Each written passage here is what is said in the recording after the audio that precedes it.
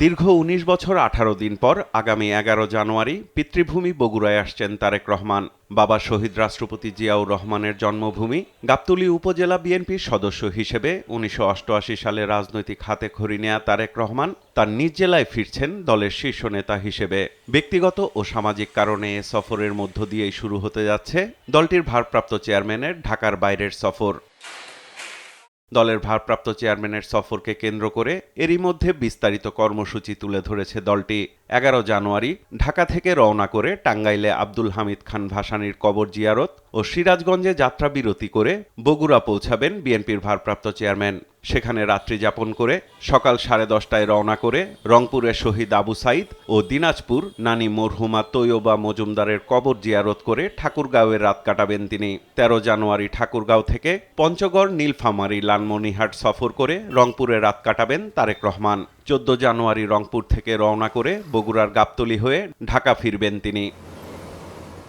এরই মধ্যে ভারপ্রাপ্ত চেয়ারম্যানের একান্ত সচিব এবিএম সাত্তার সফরের বিস্তারিত তুলে ধরে সংশ্লিষ্ট জেলা প্রশাসকদের চিঠি দিয়েছেন।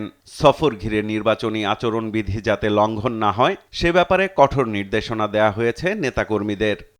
কোনো আচরণবিধি লঙ্ঘন হবে না, এটাকে আমরা ফার্স্ট মাথায় রাখছি এবং নেতাকর্মীদের ওভাবেই স্লোগান যেন না বলে, শেষে ভোট দেন এগুলো না বলে এবং এরকম কোনো ব্যানার ফেস্টো যেন না রাখে, এই নির্দেশনা দেওয়া হয়েছে।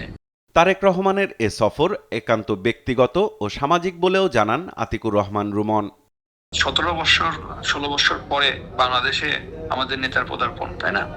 আমাদের নেতার তো অনেক ফ্যামিলিগত প্রোগ্রামও থাকতে পারে, তার নানির কবর জিয়ারত, তারপর 24 আন্দোলন হয়ে গেল। দেখেন এই আন্দোলনে যে ছাত্র জনতার যে ভূমিকা, তাদের কবর জিয়ারত, তাদের পরিবারের সাক্ষাৎ, প্রতিনিয়তই কিন্তু আমাদের এই ফ্যামিলিগুলো থেকে ফোন আসে, তারা সাক্ষাৎ করতে চায়। আমাদের নেতা জনাব তারেক রহমান, ওনার কিন্তু এটা একটা নৈতিক কর্তব্য, সেই কর্তব্যের তাগিদেই কিন্তু উনি যাচ্ছে। সফরকালে তারেক রহমান জুলাই যোদ্ধা ও শহীদ পরিবারের স্বজনদের সাথে সাক্ষাৎ করবেন। সাইফুল রিপন, দেশ টিভি, ঢাকা।